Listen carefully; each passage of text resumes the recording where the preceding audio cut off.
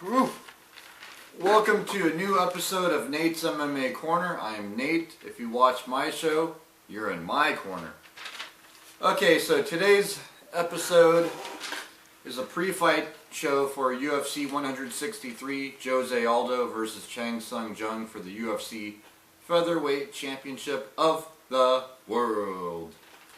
Okay, so we'll go over the main card, and to kick off this show, we'll talk about the main event, the title match.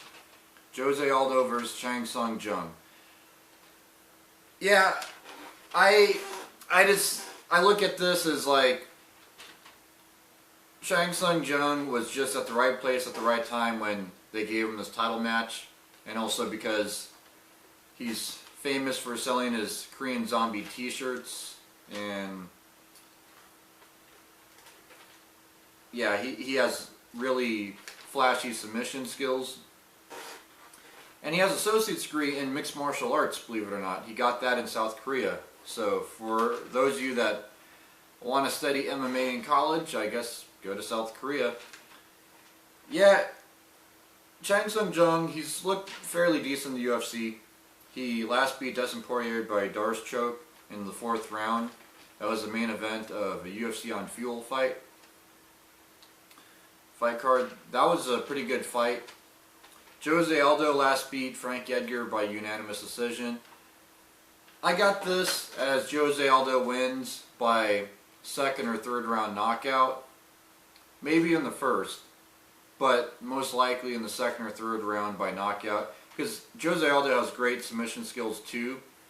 He's a black belt in Brazilian Jiu-Jitsu, I believe, and Chang Jung, he's talented in his submission skills. Chang Jung has knockout power too. He knocked out Mark Homanek in like 7 seconds or so. Jose Aldo, he can knock people out. He knocked out Chad Mendes at UFC 142. But Jose Aldo is just the quicker fighter, I think, and Jose Aldo will just mix it up more than Chang Jung. And plus it's in Brazil, and Jose Aldo will thrive off that. So Jose Aldo either by 2nd or 3rd round knockout or unanimous decision. Then in the co-main event, we got light heavyweights Lyoto Machida versus Phil Davis. Now I know a lot of people are picking Lyoto Machida for this fight, but I actually got to go with Phil Davis.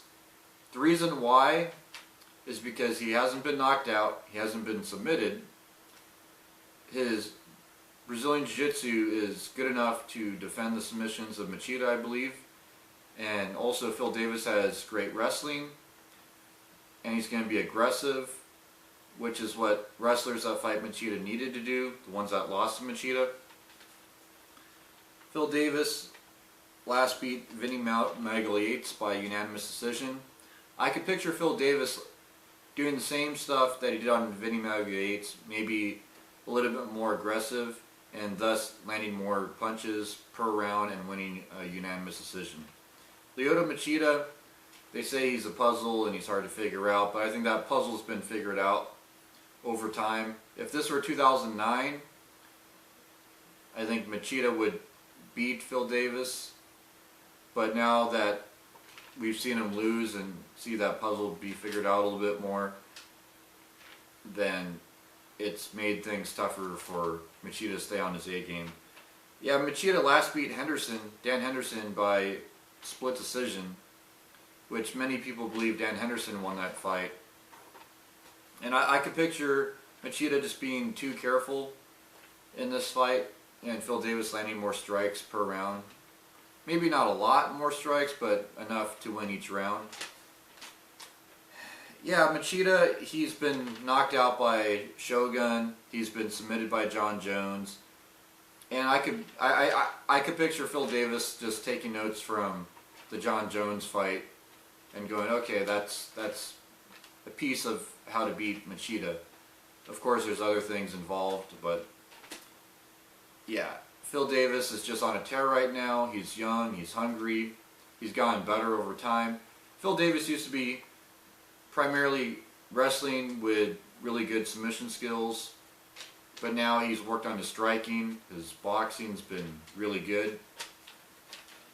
And Phil Davis' only loss is a decision loss to Rashad Evans.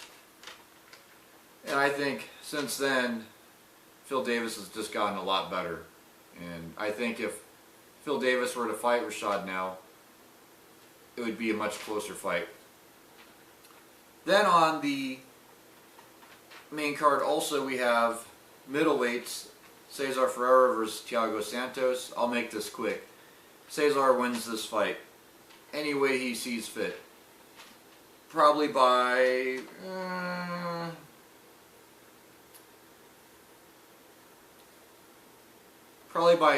knockout in the second or third, or decision, unanimous decision.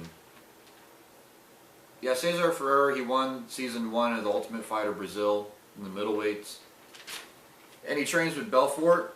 Cezar is just, he's hungry, he's coming off his injuries. Thiago Santos, he's just going to be overwhelmed. Thiago Santos is not a bad fighter. I could picture Thiago Santos losing this fight, then deciding to drop down to welterweight, and then not doing too bad at welterweight in the UFC. So keep a lookout for Thiago Santos. Then also in the middleweight division on this main card we have thales leites versus Tom Watson. I'll also make this one quick. Thales leites wins by submission, first or second round. He's going to go for the submissions. He's going to get them eventually. Tom Watson may fight it off. And I can picture Thales leites getting a good guillotine, armbar, you name it. Yeah, Thales leites last beat Matt Horwich by a second round submission arm triangle choke. I believe that was outside the UFC. Thales leites making his big comeback in the UFC. And Tom Watson last beat Stanislav Nedkov by TKO. Yeah, it's just Thales leites has had more fights. He's fought Anderson Silva. He's been in that spotlight. Thales leites has been looking good as of lately. And he wants this. It's in Brazil. He has home field advantage. And he gets a submission. He's capable of doing it, and he'll get it.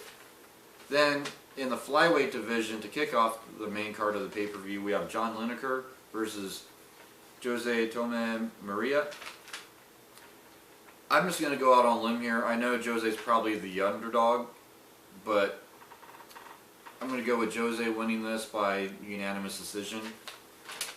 John Lineker is a great fighter, but I think Jose is going to be one of those guys to look out for in the next year in the flyweight division.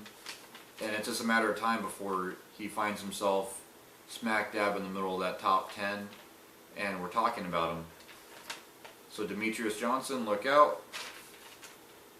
And yeah, on this title fight, I got Jose Aldo winning fairly easy.